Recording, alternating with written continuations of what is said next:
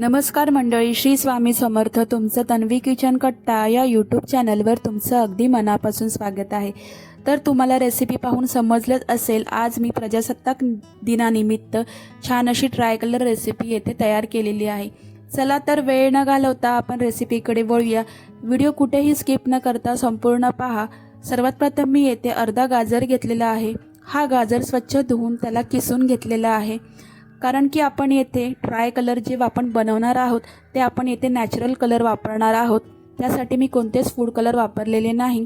आता या किसलेल्या गाजरमध्ये मी पाव चमचा एवढी हळद घातलेली आहे व त्यामध्ये थोडंसं पाणी घातलेलं आहे व हे छान असं मिश्रण मिक्स करून मी येथे चमच्याच्या साहाय्याने त्याला मिक्स करून घेतलेलं आहे व ते गाळणीच्या साहाय्याने त्याला गाळून घेत आहे. येथे आपला केशरी असा रंग येथे तयार झालेला आहे. नॅचरल असा फूड कलर आपला येथे तयार झालेला आहे. अशाच पद्धतीने गाळणीमध्ये तुम्हाला हा कलर गाळून घ्यायचा आहे. आपला केशरी कलर येथे तयार होणार आहे, म्हणजेच तयार झालेला आहे. तुम्ही पाहू शकता. कोणताच फूड कलर न वापरता येथे आपण ट्राय कलरची रेसिपी तयार केलेली आहे. अशाच पद्धतीने आपण दुसरा कलर देखील बनवून घेणार आहोत.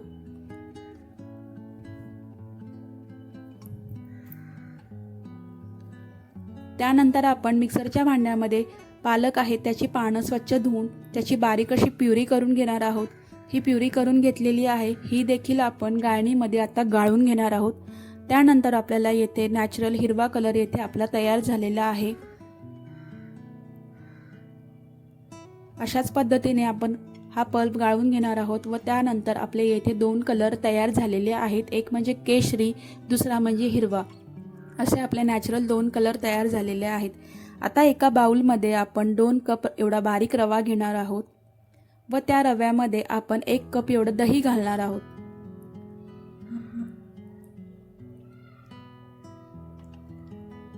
दही घातल्यानंतर आपण यामध्ये 1 मोठा चमचा एवढा तेल घालून घेणार आहोत. खायचं तेल आपल्याला यामध्ये घालायचं आहे.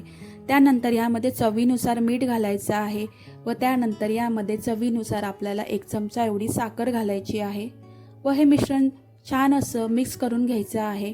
यामध्ये पाणी घालायचं नाही. हे मिश्रण असंच आपल्याला छान असं मिक्स करून ठेवून द्यायचं आहे. आपल्याला 15 मिनटं आपण हे ठेवायचं आहे. तुम्ही पाहू शकता. मी तुम्हाला पुढे सांगेलच आपण यामध्ये पाणी का नाही घालायचं. तुम्ही पाहू शकता आपलं मिश्रण बऱ्यापैकी फुगलेलं आहे. आता आपण येथे 3 वाट्या घ्यायच्या आहेत व समान प्रमाणात समान वाट्यांमध्ये हे मिश्रण घालून घ्यायचं आहे.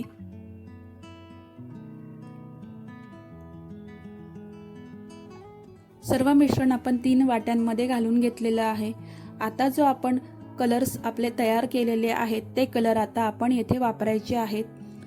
आता आपण जे पाण्याचे कलर केलेले आहेत, म्हणजे त्यामध्ये पाणी आहे, तेच पाणी आता आपण ह्यामध्ये वापरून हे मिश्रण छान असं नरम करून घ्यायचं आहे. म्हणून आपण आधी येथे पाणी वापरलेलं नाही. आता आपण चमच्याच्या साहाय्याने ते छान असं मिश्रण फेटून नरम केलेलं आहे व त्यामध्ये आपण फूड कलर 1/4 एवढं फूड कलर म्हणजेच 1/4 एवढं आपण बेकिंग सोडा यामध्ये घालून घ्यायचा आहे व चमच्याच्या साहाय्याने हे मिश्रण छान असं मिक्स करून घ्यायचं आहे. त्यानंतर आपण केक टिनमध्ये छान असं ग्रीस करून त्याला बटर पेपर लावून हे मिश्रण यामध्ये घालून घ्यायचं आहे व हे मिश्रण आपण 2 ते 3 मिनिटं बेक करून घ्यायचं आहे. मिश्रण व्यवस्थित घालून त्याला आपण चमच्याच्या साहाय्यानेच सेट करून घ्यायचं आहे व हे मिश्रण आपण आता 2 ते 3 मिनिटं बेक करून घ्यायचं आहे. कढई मी आधीच तापून घेतलेली होती. तुम्ही स्टीमरमध्ये देखील करू शकता. आता आपण दुसऱ्या वाटीमध्ये सफेद कलर करून घेणार आहोत. त्यासाठी आपण यामध्ये 1 चमचा एवढं दूध घातलेलं आहे. त्यामुळे आपला नॅचरल सफेद कलर येथे रेडी होणार आहे.